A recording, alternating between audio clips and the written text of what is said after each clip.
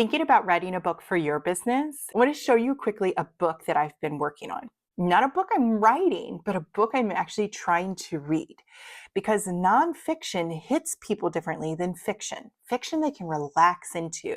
They get so caught up in the story and the details, the depth of it. They get to know things and they engage, and it sticks in their memory differently than nonfiction, which is what we're creating for our businesses.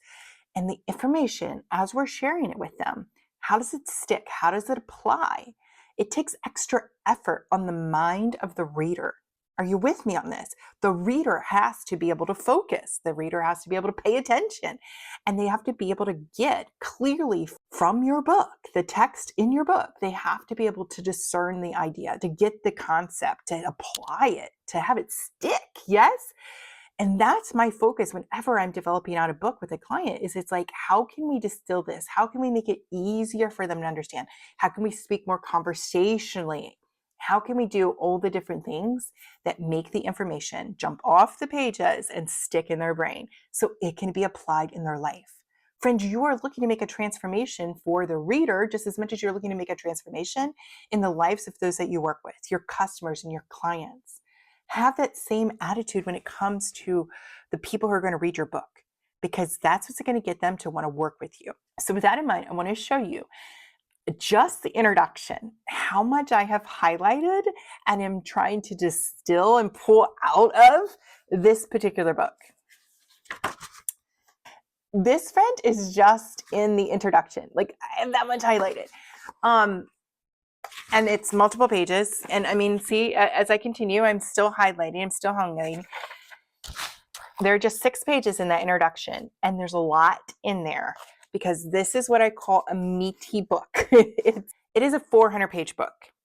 It is smaller print, and it's a lot of great information.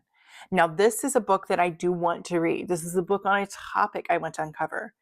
But friend, this is a book that needs study. This is a book that needs me to be awake and aware and using the best parts of my brain to be able to study and learn from. Okay, this is a book that is almost, it's not academic language, but it is bigger concepts and words that are being broken down by somebody who's brilliant. And I want to read this book.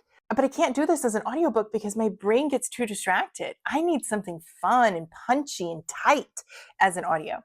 I will do nonfiction. I do a lot of podcasts, but they're shorter. So I can get the message from here to the gym and back.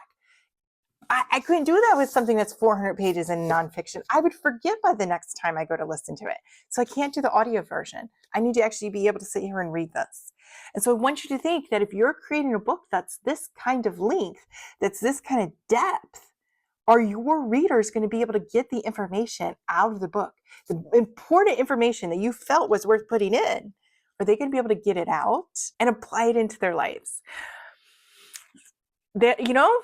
Who knows? You've got to be the judge to assess your book and your audience if they're going to be able to do that.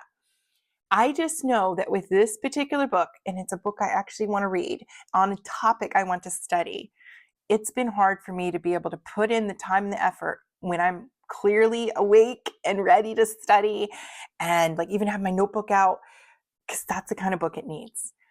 So think about that when you're working on your book. When I'm creating a book with somebody, I'm using the PowerBook Method. The PowerBook Method is about creating a powerful book that conveys your idea clearly, very conversationally. It's in shorter format.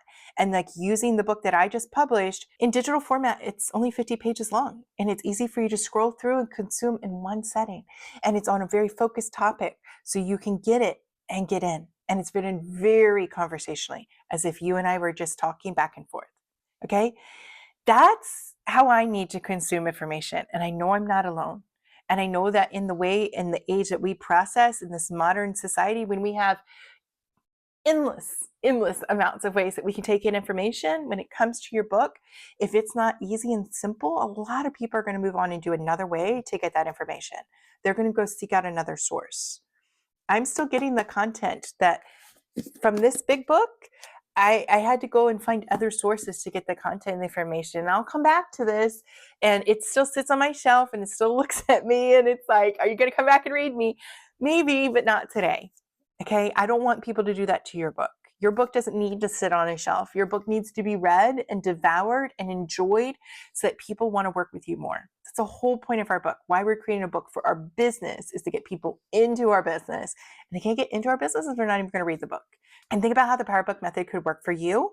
If you want to get an idea of what this would look like, reserve a book strategy where I will look at what you're developing already, the content you already have in place, and understanding your market to help you to come up with ideas for the type of book and the ideas that would go into your book that would work for you. So if you're thinking about writing a book, consider getting a book strategy from me, and I will be glad to help you with that. Have yourself a fabulous day.